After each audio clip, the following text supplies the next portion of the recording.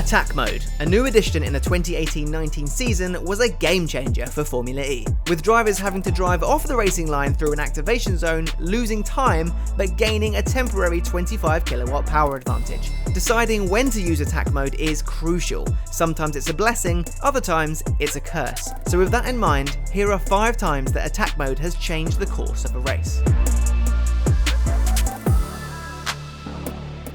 In Santiago, Sam Bird was chasing down Pascal Wehrlein for second place, which would later become the lead after Sebastian Buemi's retirement. Bird activated Attack Mode, giving himself the extra power he needed to fly past Wehrlein into turn 1 and take the position. Finding himself off the racing line, Wehrlein decided to activate Attack Mode while he was already compromised. No need to lose even more time by taking it on a later lap. Oh, smart move by Wehrlein. Very, very smart move. Got put offline. Made the best of a bad situation. It was a smart move that allowed him to fight back, but it wasn't enough to beat Bird to the victory. Yes, boys! Come on! Yes, boys! In Mexico City, Oliver Rowland was running in second place ahead of Lucas Di Grassi. Rowland activated Attack Mode, hoping that the tight, slow turns of the stadium section would make it impossible for Di Grassi to overtake. But he lost the back end of his car, and Di Grassi, who was also in Attack Mode, took full advantage. And through goes Di Grassi into second place. It slips away from Oliver Rowland. Rowland's error allowed Di Grassi to catch up with the race leader Pascal Wehrlein and ultimately take the victory on the line. It's 0! Di Grassi wins! Had he not been able to apply lap after lap of pressure to Wehrlein, it's unlikely the Mahindra driver would have run out of energy and would probably have taken his maiden Formula E win. But once again, Attack Mode made all the difference, and it just goes to show you that not even the smallest error goes unpunished in Formula E.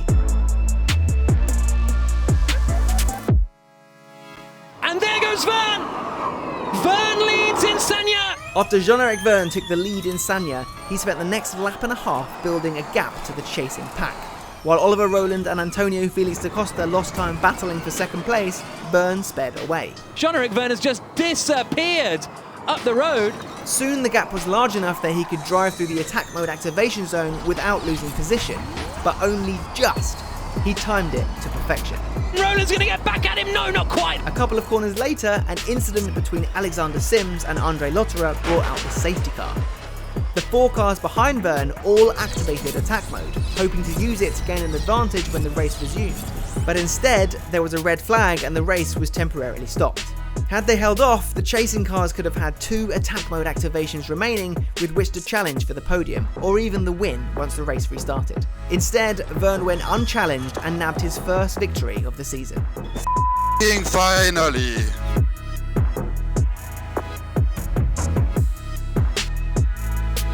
Mitch Evans needed every bit of power he could find to pass Andre Lotterer in Rome. The pair spent the whole race battling for the lead, and when Evans made a move into the obelisk chicane, it looked like it was going to end in disaster. It's too far back. Surely there's contact, and Lotterer, is he in the wall? Evans is through. But Attack Mode gave the Kiwi the extra grunt he needed to squeeze past the Techeetah without either of them ending up in the barriers. Evans took the chance, and it paid off, thanks to his excellent racecraft and intelligent deployment of Attack Mode. Fabulous move. He just got alongside. And oh, that's a... Well, good racing.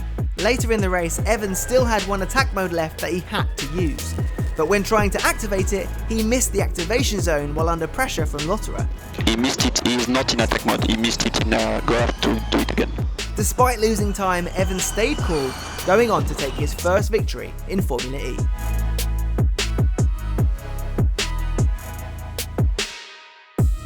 Nissan were once again foiled by Attack Mode in Paris, but this time it was Sebastian Buemi who was caught out. While leading, he locked up and missed the apex, then cut back across the track to enter the Attack Mode activation zone in an apparent effort to make up for the time that he'd just lost. In doing so, however, he clipped the front wing of Robin Frijn's car and ended up with a rear puncture and his weekend ruined. Frijns went on to take his first ever Formula E win, and Buemi finished 1 lap down in 15th place. From a front row lockout to 0 points in the race, Nissan's weekend proves how quickly things can unravel in Formula E with even the slightest error. What was your favourite Attack Mode moment of the season? Do you think it's made the racing in Formula E more exciting? And how will it impact the action next season? Let us know in the comments.